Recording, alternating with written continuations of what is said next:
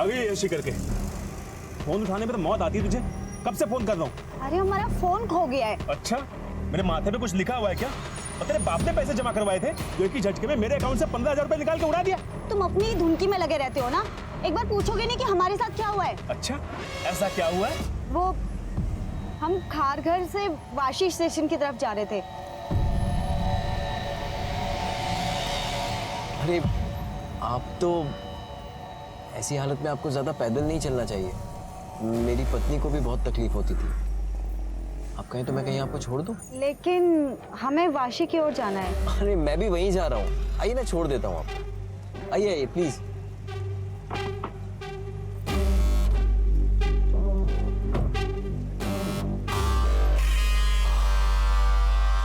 तुम्हारे जैसी खूबसूरत लड़की को इतनी तकलीफ नहीं उठानी चाहिए। अरे हम तो भूल ही गए, हमें ना पैसे निकालने हैं। क्या आप एटीएम के पास कार रोक देंगे? हाँ बिल्कुल, क्यों नहीं। अरे आप क्यों तकलीफ कर रही हैं, मैं निकाल कर ले आता हूँ अगर आपको उस पर भरोसा है तो। ऐसी बात नहीं है, आप बहुत ही अच्छे नेक इंसान हैं। 500 रुपये निकालने हैं। अब पिन 2211। तूने कार्ड और पिन उस आदमी को दे दिए और उसने निकाले अकाउंट से पैसे। अल्लाह कसम यही हुआ था। वो उसने कोई जादू टोना सा कर दिया था कि मैं उसकी बातों में आ गई। इतना झूठ बोलती रही औरत। हम सच कह रहे हैं। वो किसी बड़ी महंगी गाड़ी में आया था, दिखने में भी शरीफ दिख रहा था और पैसे की खुशबू तो मानो उसके बदन से आ रही थी। अब ऐसे आदमी पे किसको भरोसा नहीं होगा?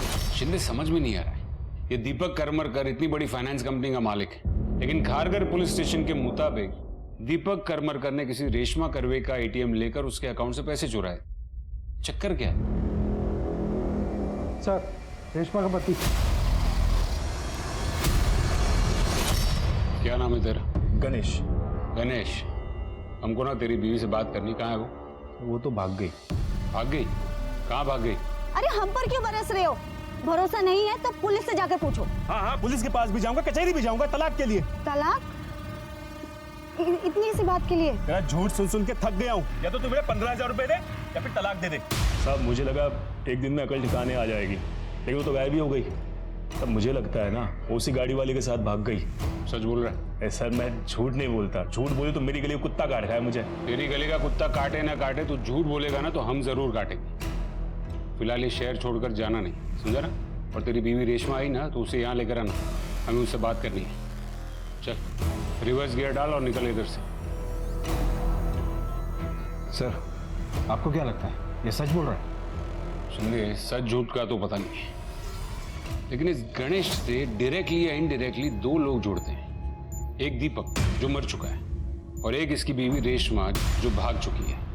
इस पर नजर रखो और रेशमा को कहीं से भी ढूंढ के निकालो, और ये दीपक की गाड़ी को और मोबाइल के जीपीएस सिस्टम को ट्रैक करो, और वो जहां जहां गया था वो एरियाज के सीसीटीवी कैमरा को खंगालो। जी सर। सर, दीपक के ऑफिस से पता चला है कि दीपक की कुछ दिनों पहले एक पर्स मैन्युफैक्चरर के साथ बहुत गर्मा गर्मी हो गई थी। कौन है ये लोग? I am sure mister Jayant कि आपकी बेटी काफ़ी इंटेलिजेंट है, लेकिन मैं आपकी कंपनी को फाइनेंस नहीं कर पाऊंगा। क्यों? क्योंकि आज वर्ल्ड में ज़्यादातर लोग एनिमल क्रुएल्टी के अगेंस्ट हैं, जीव हत्या के खिलाफ। ऐसे में किसी प्योर लेदर के बिजनेस में इन्वेस्ट करके मैं कोई रिस्क नहीं ले सकता। ऐसे बकवास प्रपोजल में मुझे कोई इंटरेस्ट नहीं है। बहुत बड़ी गलती कर रहे हैं आप मिस्टर दीपक। आप लोग जा सकते हैं। हम लोग यहाँ बिजनेस प्रपोजल लेके आए थे, भीख मांगने नहीं, जो इतना आखड़ दिखा रहे हैं आप। पैसा होना तो अकड़ आ ही जाती है। सिक्योरिटी! मिस्टर दीपक, याद रखूंगा इस बेइज्जती को। आपकी बेटी के बिजनेस आइडिया को दीपक ने फाइनेंस नहीं किया था ना, जाहिर है एक बाप को गुस्सा तो आया होगा। आया था सर, लेकिन सर एक बिजनेसमैन अपना बदला बिजनेस में आगे बढ़कर लेता है, किसी का खून करके नहीं। तो आपकी फैक्ट्री से निकले लेडीज पर्स दीपक की गाड़ी में क्या कर रहे थे? सर आप कहना क्या चाहते हैं? मैंने सारे पर्स दीपक के कार के डिक्की में रखे, फिर उसका मर्डर किया, क्या कह रहे हैं सर आप? सर इनफैक्ट ये बैग्स हमारे कंपनी की है ही नहीं। इसकी डिजाइन्स देखिए कितनी लोकल है, ये ना आपको सड़क पे आराम से मिल जाएगी। कंगना ऐश्वर्या आलिया की पसंद, ले लो 300 रुपए 300 रुपए 300 एम 300 फिक्स प्राइस है, नो बार्गेनिंग। और ये? हाँ ये भी 300 है ना, बार्गेनिंग नहीं है मैम। अरे कल ही खरीदा मम्मी ने, प्रियंका ने अपनी शादी में पहना था ना, बिल्कुल वैसा ही है, एकदम चटक लाल, ऊपर से गोल्डन वर्क है, सिल्वर भी। तू देखना पहनूंगी ना तो प्रियंका से भी ज्यादा सुंदर लगूंगी। तू आ रही है ना? ये तो दीपक की स्केच है, लेकिन ये मूंछ है। मैंने तो इतने सालों में उन्हें कभी मूंछों के साथ नहीं देखा। देखिए मैडम, नकली मूछें लगाना बहुत आम बात होती है। मैं कुछ समझी नहीं, बात क्या है? हो गया उसे, रोहन जब छोटा था तब से है वो, और दीपक ने उसे मेरे और रोहन के लिए ही रखा था। अपनी गाड़ी वो खुद ही ड्राइव करते थे। शिवानी जी, दीपक के कॉल रिकॉर्ड से हमें ये पता चला है कि आखिरी बार बात उनकी आपके साथ हुई थी। कोई खास बात? नहीं, मैं तो बस उन्हें यही पूछ रही थी कि वो कब तक घर लौटेंगे, और उन्होंने कहा 1 घंटे में। शिवानी, बस रोज रोज एक ही सवाल। अरे जो बनाओगे खा लूंगा। हाँ, पहुंच रहा हूं 1 घंटे में। हाँ हाँ, ऑफिस में ही हूं। आ रहा हूं ना, रखो अभी।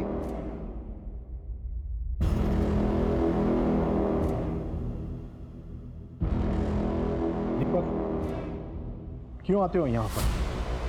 मेरी साफ सुथरी बातें तुम्हें समझ नहीं आती? इस दुनिया में साफ सुथरी बात कोई होती ही नहीं। क्या चल रहा है? टाइम पास चल रहा है। तू बता, कैसा लगा रिसोर्ट? सच कहूं,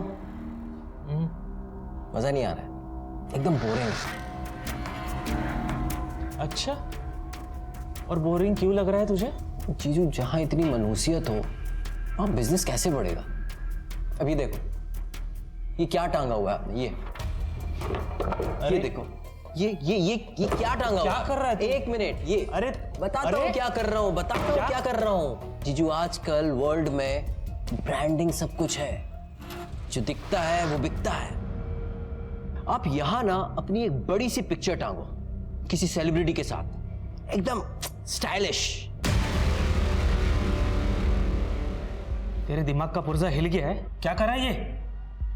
याद रख, तेरी बहन की वजह से तेरा पागलपन झेल रहा हूं मैं, समझा तू?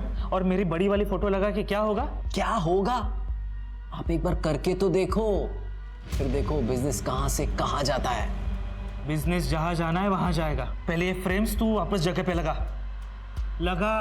जीजू, मैं ना एक फोटोग्राफर लेके आता हूँ, पिक्चर तो आपकी लगाऊंगा मैं। रेडी रहना।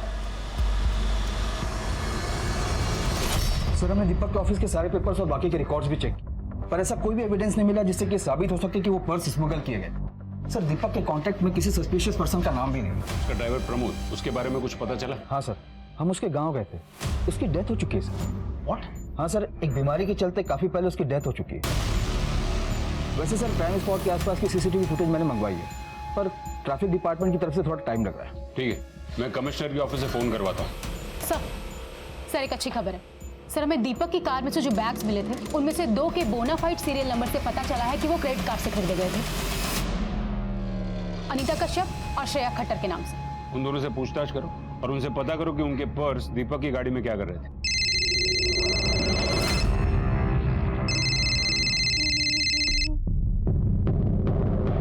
हेलो, अनीता कश्यप जी? मैं नवी मुंबई पुलिस थाने से बात कर रही हूँ। मुझे आपसे एक बैग के सिलसिले में बात करनी थी जो आपने पूना से खरीदा था और अब शायद आपसे खो गया। आई एम सॉरी, मुझे नहीं पता आप किस बारे में बात कर रहे हैं। मेरा कोई पर्स नहीं खोया है। ठीक है, जरूरत पड़ी तो आपको दोबारा कॉल करूंगी। जी।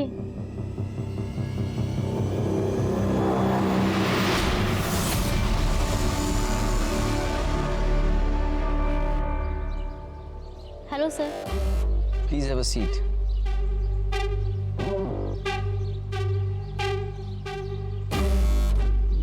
सीवी लाई हो? जी सर। मेरा एक फैमिली बिजनेस है, मैं अपने बिजनेस को रिवाइव करके रीलॉन्च करना चाहता हूँ। आई होप तुम बड़े अकाउंट्स हैंडल कर पाओगे। जी बिल्कुल सर। गुड। अनीता, आज मैं तुमसे बिजनेस के रिगार्डिंग मिलने नहीं आया हूँ। एक्चुअली मैं कुछ कन्फेस करना चाहता हूँ।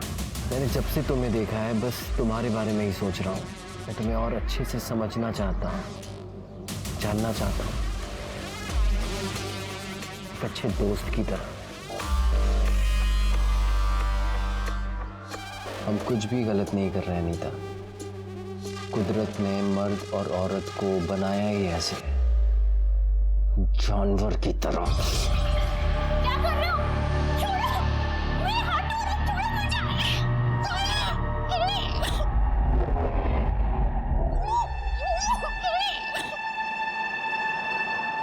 अनीता, अनीता बेटा नीचे आ जाओ, लड़के वाले आ गए हैं।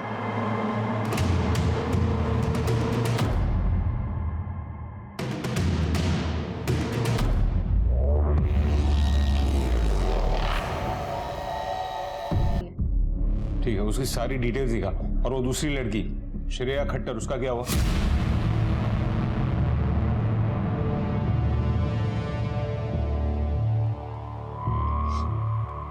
ये वही है मैम।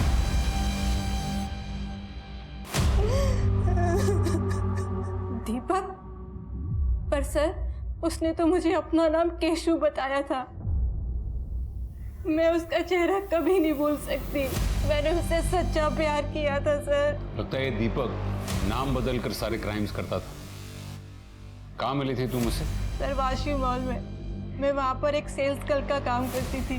सर मुश्किल से 1 हफ्ते बाद ही उसने मुझे शादी के लिए प्रपोज कर दिया था। हम 1 हफ्ते की छुट्टी के लिए गोवा गए थे। सर सब कुछ मेरे लिए सपने जैसा था, लेकिन सर सपने तो टूट जाते हैं ना। और ये मुझे गोवा में छोड़कर कहीं गायब हो गया। कितने साल पहले की बात है ये? सर करीबन 1 साल हो गया। मुझे उसके साथ बिताया हुआ हर पल अच्छे से याद है। सर उसने मुझसे जबरदस्ती अपने लिए एक महंगा मोबाइल खरीदवाया। शिंदे, लेकिन हमें तो एक भी मोबाइल नहीं मिला।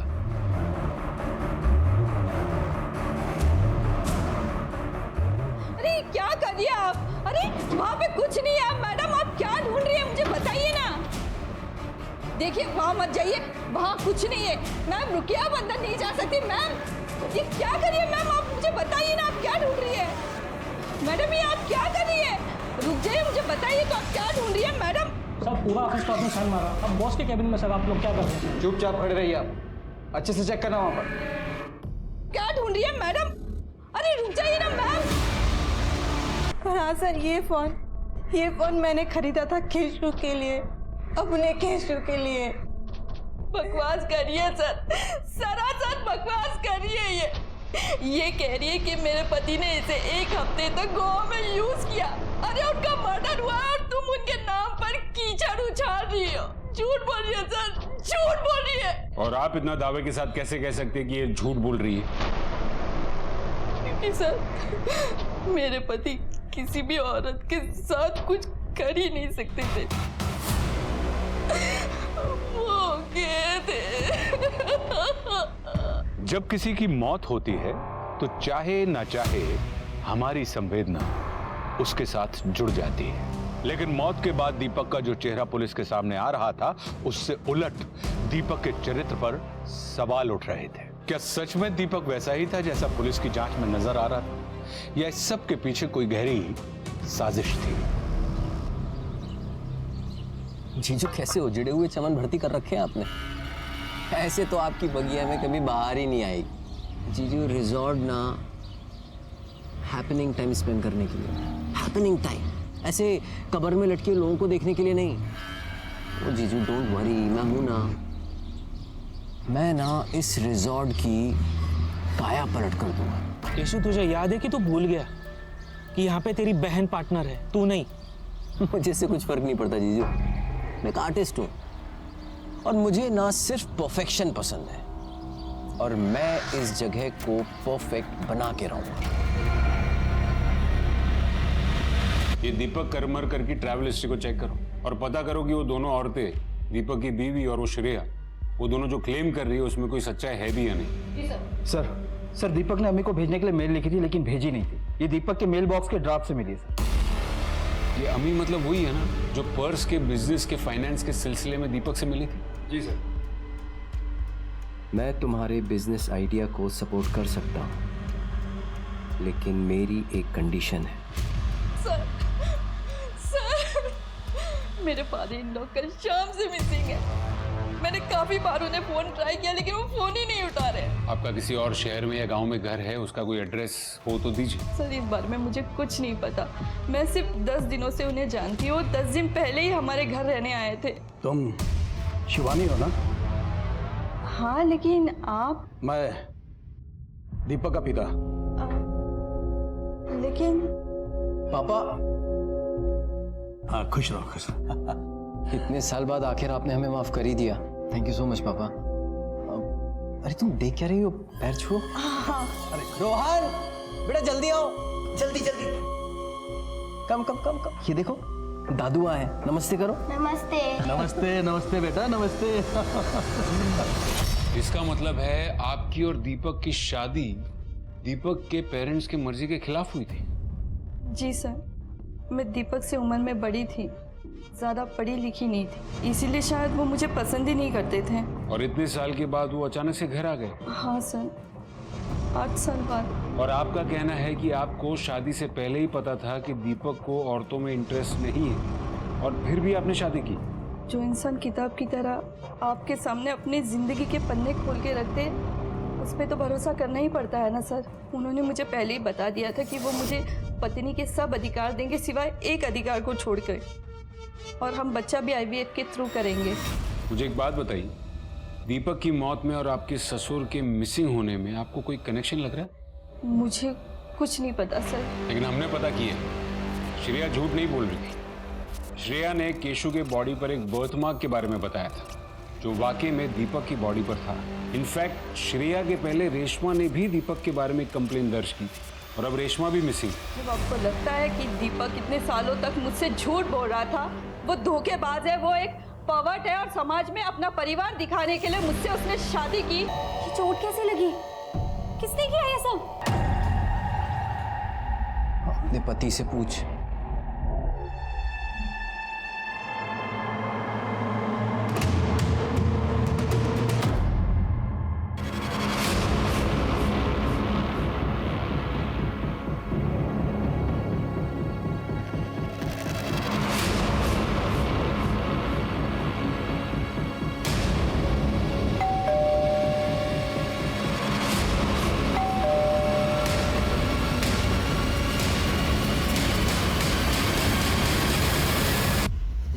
जी मैं शिव करमरकर को ढूंढ रहा हूँ। हाँ बोलिए। मैं ही हूँ शिव करमरकर। क्या दीपक करमरकर के पिता आप हैं? जी हाँ, दीपक का पिता मैं ही हूँ। दीपक क्यों आते हो यहाँ पर? मेरी साफ सुथरी बातें तुम्हें समझ नहीं आती? इस दुनिया में साफ सुथरी बात कोई होती ही नहीं। ऐसे कैसे हो सकता है? दीपक ने तो खुद बताया था कि वो उसके पिता है। हमने सब पता कर लिया, दीपक का असली पिता वो नहीं कोई और है, और उसने हमें बताया कि आपने पैसों के चक्कर में दीपक से शादी की। झूठ बात, बकवास कर रहा है वो। यही तो समझ में नहीं आ रहा कि बकवास आखिर कर कौन रहा है, और गेम किसने खेला है? आपने, दीपक के नकली पिता ने, या फिर दीपक अपने ही किसी गेम का शिकार बन गया? और इन सब सवालों के जवाब देने के लिए आपको हमारा मेहमान बनना होगा।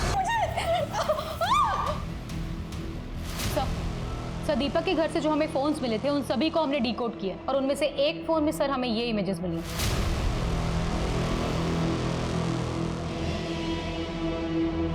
अवनी, इन सारे इमेजेस के सोर्सेज निकालने होंगे। जी सर, ट्रैफिक डिपार्टमेंट की तरफ से CCTV फुटेज आई।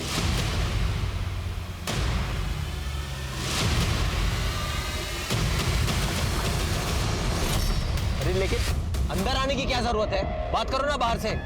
उतरो, गाड़ी से उतरो। देखो, क्या चाहिए तुम्हें? गाड़ी चला। देखो अगर तुम्हें पैसे चाहिए, मैं जितना बोलोगे उतना दूंगा। चाकू उठाओ। बोला ना, गाड़ी चला। सर ट्रैफिक डिपार्टमेंट ने अश्योर किया है कि वो इंटरनल इन्वेस्टिगेशन करके हमें इन्फॉर्म करेंगे कि दोनों आदमी उनके हैं या नहीं, पर अभी तक कुछ पता नहीं चला है। एक काम करो, अपने सारे खबरियों को अलर्ट करो।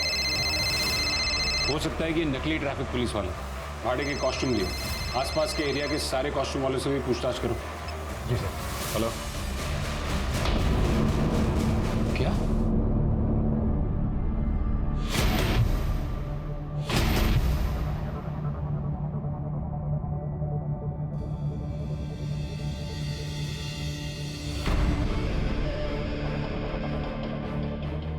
आपने कब देखा इसको? सर करीब 2 घंटे पहले जब मैं यहाँ आई तब वो ऐसे ही थी। इसे हॉस्पिटल ले जाना होगा शिंदे, एम्बुलेंस बुलाओ। जी सर। सब मेरी ही गलती है। आपकी गलती? मैं कुछ समझा नहीं। सर एक और लड़की 3 दिन पहले गायब हुई थी।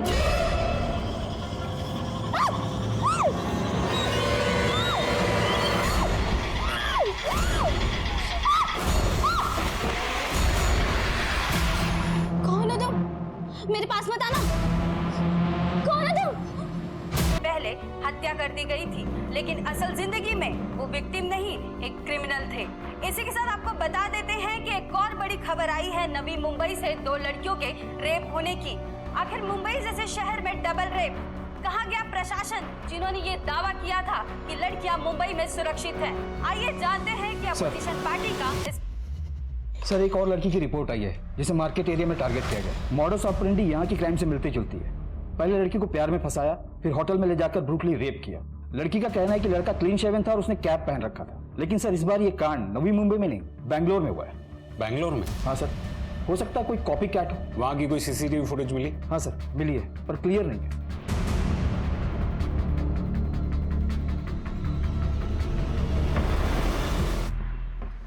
इसमें तो कुछ भी पता नहीं चल रहा। अवनी, नवी मुंबई के पीजी से जो लड़की गायब हुई थी रोहिणी, उसके बारे में कुछ पता चला? सर उसका मोबाइल पीजी में ही बंद हो गया था और उसके सोशल मीडिया प्रोफाइल में भी कुछ सस्पिशियस नहीं दिखाई दे रहा। एक बंदा पीजी में घुसता है, एक लड़की को रेप करता है, एक लड़की को उठाकर चला जाता है और किसी को कुछ पता नहीं चलता। पुलिस समझ नहीं पा रही कि अगर दीपक को मर्द पसंद थे तो उसने औरतों और लड़कियों के साथ बलात्कार क्यों किया? सवाल कई थे, लेकिन इनके जवाब अब वही लोग दे सकते थे जिन्होंने दीपक को फंसाया था। पुलिस ने अपनी छानबीन तेज कर दी थी। हर जगह उसकी नजरें थी, मार्केट, होटल्स, मॉल, खास तौर से नवी मुंबई इलाके में। और 1 महीने के बाद उन्हें आशा की एक किरण दिखाई दी। ये देखिए,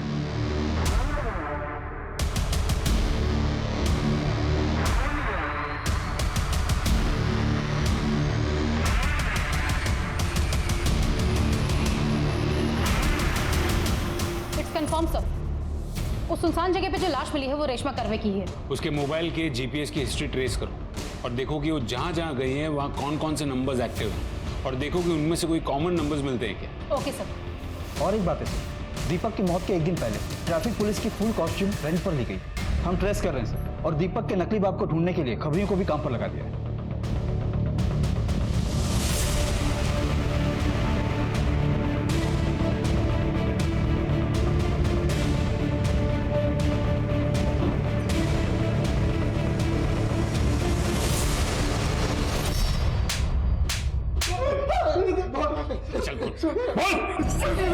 सर हमने कुछ नहीं किया सर, हमने नहीं मारा सर, दीपक को नहीं मारा सर। दीपक को कैसे जानते थे? सर वो हम लोग एक होमोसेक्सुअल के थ्रू उन्हें ट्रैक करते थे सर, उन्हें फंसाते थे सर और फिर ब्लैकमेल करते थे।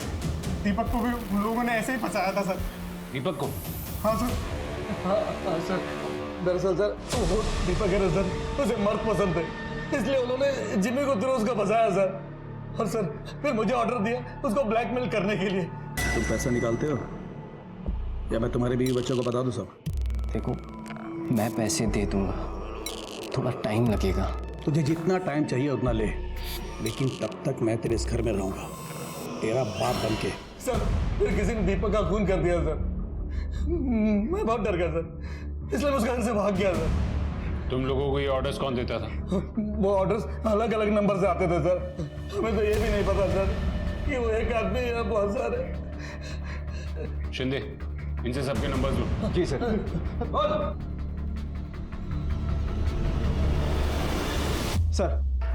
सर जिम्मी और उसके साथी ने हमें 18 नंबर्स दिए हैं। इसमें से बहुत से नंबर इंटरनेशनल्स हैं जो कि वीपीएन्स के थ्रू कनेक्ट होते हैं। कुछ नंबर बंद हैं, लेकिन कुछ नंबर सर उस एरिया में भी एक्टिव थे जहां से हमें रेशमा की बॉडी मिली। शिंदे, ये 2 नंबर्स देखो, ये दोनों नंबर्स दीपक और रेशमा दोनों के केस को कनेक्ट कर रहे हो ऐसा मुझे लग रहा है। हो सकता है कि इन्हीं 2 नंबर्स से दीपक को ब्लैकमेलिंग के कॉल्स आते होंगे और यही 2 नंबर्स जहां से रेशमा की बॉडी मिली वहां पर एक्टिव है। सर एक बात समझ में नहीं आ रही है, ये ब्लैकमेलर्स आदमी को शिकार बनाकर उनसे लाखों रुपए एक्टिव थे, तो सर सिर्फ 15,000 रुपयों के लिए एक प्रेग्नेंट औरत को किडनैप करके क्यों मारेंगे? सर हो सकता है कि इस केस से और भी रेप और किडनैपिंग के मामले जुड़े हैं और ये दीपक उसी ग्रुप का कोई हिस्सा हो। शिंदे, जितने नंबर्स बंद आ रहे उसके बारे में भी जितना पता कर सको वो कर। और वो अनीता जिसने क्रेडिट कार्ड चोरी होने की 1 महीने बाद कंप्लेन की, उसे तो घुमा फिरा कर पूछो। मुझे डाउट है कि वो कुछ ना कुछ जरूर छुपा रही है। और वो श्रेया जिसने अपनी पहली कंप्लेन में ये कहा था कि दीपक ने नाम बदल कर उसे फंसाया था, इन दोनों से बराबर पूछताछ करो, जरूर कुछ ना कुछ मिलेगा।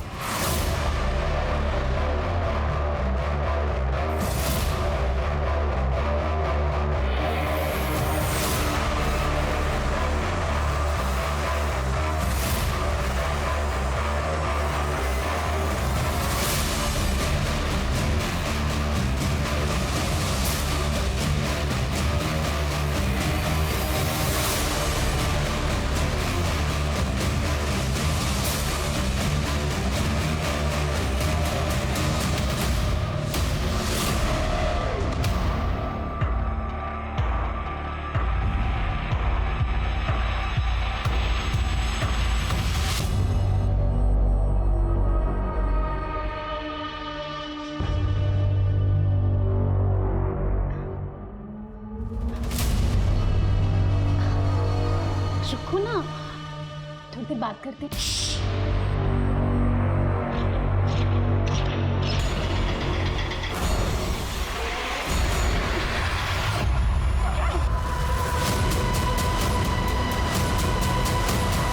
सर, मैं अपनी बात से कभी नहीं मुकरी। मैं आज भी आपसे ये बात कहती हूँ कि उसने मुझे धोखा दिया है और मैंने उससे सच्चा प्यार किया था, करती हूँ और करती रहूँगी।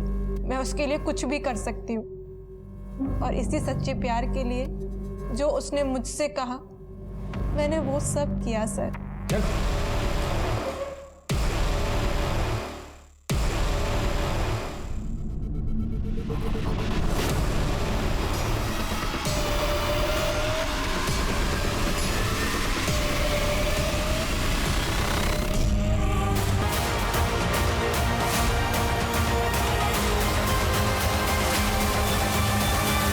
पेशू Ranganathan, mastermind with criminal mentality. तुम्हें देखकर मुझे अफसोस होता है, एक जीनियस स्टूडेंट रह चुका है, एमबीए किया और कॉलेज से हैकिंग शुरू कर दी और अपनी सबसे बड़ी गेम खेली तूने अपने हमशक्ल दीपक करमरकर को मार कर। क्यों किया ये सब? तो मैंने मजाक में हैकिंग के थ्रू ये गे लोगों को ट्रेस करना शुरू कर दिया जो कभी भी अपनी आइडेंटिटी रिवील नहीं करते। लेकिन बाद में समझ में आया कि इससे तो मैं काफी पैसा कमा सकता हूँ, किसी को भी अपने काबू में कर सकता हूँ। और ये जो लड़की लोग होती है ना सर, ये ना बहुत बेवकूफ टाइप की होती है। Don't mind madam, but that's the truth. इनसे आप थोड़ा सा बाबू सोना हनी बोल दो, मक्खी की तरह चिपक जाती है। पर क्या करें सर, बॉडी को जो चाहिए तो चाहिए, तो पहले थोड़ा सा मुंह लगा लो और फिर जब चिपकने लगे ना तो दूसरे शिकार की तरफ शिफ्ट हो जाओ। बस सिंपल है। दीपक की कार से 24 पर्स मिले थे, वो सब क्यों किया तूने? वो भी तेरा मजाक था या फिर कोई पर्सनल खुन्नस? डोंट माइंड,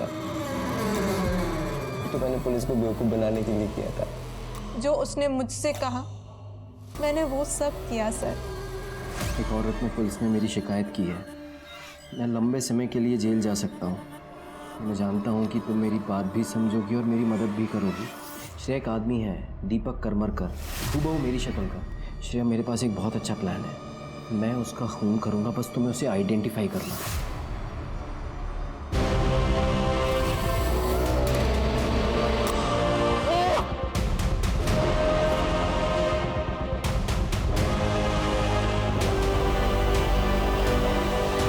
आप लोग ना मुझे कभी पकड़ नहीं पाते, और तो मुझे उस सर फिरी लड़की रेशमा ने फंसा दिया। या तो हमारे पैसे अभी के अभी हमें वापस कर दो, या हम तुम्हारी कार का नंबर पुलिस को लेके आ रहे हैं। और तुम्हारा ये हुलिया तो हम पहले ही पुलिस को बता चुके। तुमको पैसे चाहिए ना, मैं अभी तुम्हारे पैसे ला कर। रुको, 2 मिनट लगेंगे।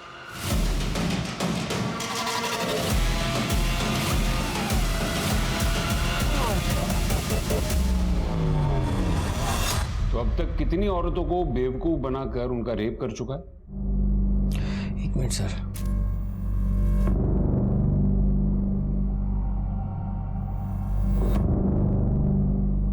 सर एग्जैक्टली नहीं बता पाऊंगा, ये कुछ 50-60 होंगी। मानना पड़ेगा, प्लान एकदम परफेक्ट था तेरा।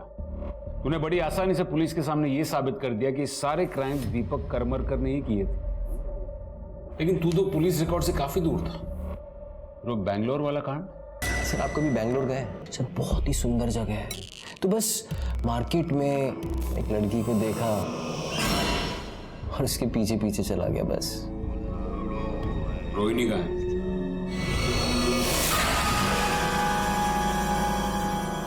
क्या हुआ? वो पीजी का double rape case, Sonia, Rohini को तूने ही उठाया था ना? दीपक करमरकर केस में एक नया मोड़ आया है। असल जिंदगी में दीपक क्रिमिनल नहीं बल्कि विक्टिम थे और उन पर सारे लगाए गए इल्जाम बेबुनियाद थे। जितने भी क्राइम हुए थे वो दीपक ने नहीं बल्कि उसके हम। तो ऐसे होगा। दीपक काल का शिकार सिर्फ इसलिए बना क्योंकि उसका चेहरा केशु से मिलता था। ये बात डरने के लिए काफी है कि कोई अपनी जिंदगी के सुख दुख का लेखा जोखा संभाल रहा है और उसे सिर्फ इसलिए मार दिया जाता है कि उसकी पहचान किसी और के काम आ सकती है। केशु जैसे अपराधी को इस समाज में रहने का हक नहीं है, लेकिन ये सच है कि उसके जैसे ना जाने कितने अपराधी हमारे समाज में हमारे बीच रहते हैं, मासूमों को अपना शिकार बनाते हैं और किसी को कुछ पता नहीं चलता। हमारी और हमारे अपनों की खुशनुमा सुरक्षित जिंदगी की जिम्मेदारी हमारी है, लेकिन इसके लिए हर वक्त हमें सचेत और सतर्क रहना चाहिए। अब मैं आशुतोष राणा विदा लेता हूं आपसे। हम फिर मिलेंगे एक ऐसी ही कहानी के साथ जो आपको रखेगी सतर्क और जिंदगी को सुरक्षित। तब तक अपना और अपने परिवार का ख्याल रखिए और देखते रहिए क्राइम पेट्रोल सतर्क।